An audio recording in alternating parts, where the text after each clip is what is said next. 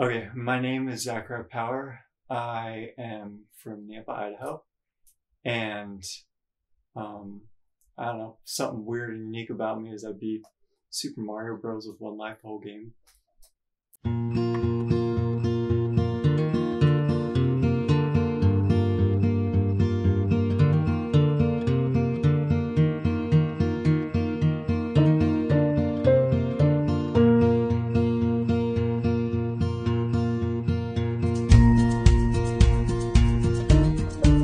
So my background in art, I've been drawing since I was a little kid. Ever since I was like 2 or 3 years old. My grandma actually has drawings that I did when I was 2, 3, 4, all the way growing up, and I kind of just did it for fun and loved it. And then when I was 11, I kind of just started to really be like, oh, this could be what I want to do with my life. And that was like my first inspirational dream when I was 11. It was to have artwork in a gallery. I remember I was at home hanging out and drawing a landscape scene. And I just thought, I would really love to have artwork in a gallery one day. And so it went from there to I kind of switched careers and things as I got into high school and college and was doing something totally different.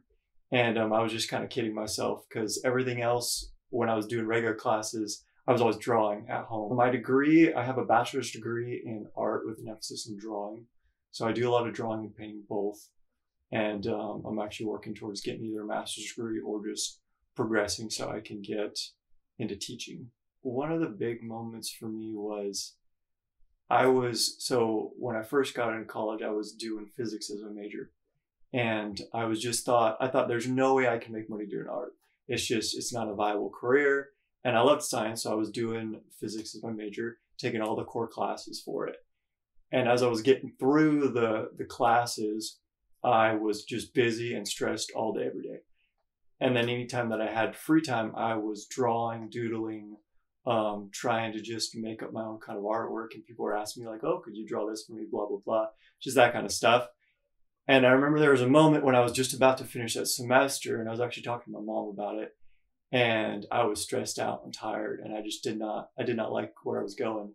And she just said, why are you not doing art? You love it. And it was kind of just a opening my eyes thing because it was always in the background. It was always what I wanted to do and felt passionate about, but I was afraid of failure and afraid of never making it.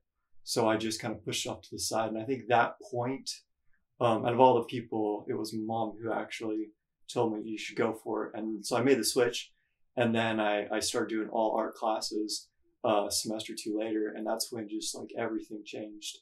I fell in love with it again. And I just realized this is what I want to do with my life.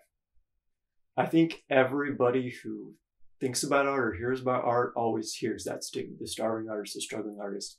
And what's funny is I had a ton of professors when I was at college talk about this because students were so afraid. I was afraid before I graduated that there was no way that I was going to be able to make it because, I mean, if you go on Instagram or TikTok, there's artists all over the place. Everyone and their brother's trying to sell art online. I find that saying to yourself or saying to everybody else, I'm an artist, is not really like something you should be like, once I hit this goal, then I'm an artist. That is something that I've struggled with because it sets yourself up for failure. That ideology of fake it till you make it is kind of the same case with art. With anything, you just got to believe that that's who you are and say that's who you are. If you are going to say, I'm not an artist until I make it and work for Disney or Marvel or until I get a piece of artwork in a gallery, that's kind of setting yourself up for failure because you're telling yourself you're not who you are. Because it's really like 90% of the battle is in your head. The other 10% is actually doing it. I think the biggest 3 things to become successful at art are discipline. You have to be very disciplined as an artist. You need to set up a regimen and have, this much time dedicated to drawing, this much time dedicated to painting, and then break it down even further. The second thing is structure. Not only just doing it often, but structurizing your life, setting goals, setting what you're going to achieve and how many days you're going to achieve it. So that way you can see yourself constantly progressing, because once you see yourself progressing a little bit, it'll motivate you to keep going. And the last thing I think is having an art community. If you're surrounded by other artists or other people that are passionate about what you're passionate about, that drives you even further. It's really being diligent, even when you don't want to work, keep working, and then having good goals to keep going. The milestones that help bring you joy, having a community around you of artists to help motivate you and to swap ideas with. Those are like, that's how the best artists are created. I am finding a market as I keep progressing. I've learned that as my artwork gets better and better and better, more and more people will notice me and more people want to buy my artwork. As far as where I paint goes, I love to do plein air painting, which is outdoor painting. So I'll do painting here in my studio, and I will, use reference photos and paint in here as much as I can. And then I'll also go out into nature and find a place that I really like. If there's a lake nearby, if there's a mountainside that I really like, I'll go and either take photos of it and bring them back and then paint in my studio, or I'll go out there on location and paint and just be in the sun, be in nature. I love nature. So I'll go on hikes and travel around to find really beautiful places, and then I'll paint those there. And usually I'll just do little sketches and paintings outdoors, and then I'll finish it inside. Fulfillment to me comes through finding peace. When I was younger in high school, I did art because it was my escape from life. It was my way to just find peace and kind of just get away from everything. I would pop in my headphones and listen to music and just draw. And it was the most like meditative, relaxing thing. Obviously, that's changed a lot since when you're in college, you've got deadlines and things, and it makes artwork a lot more stressful.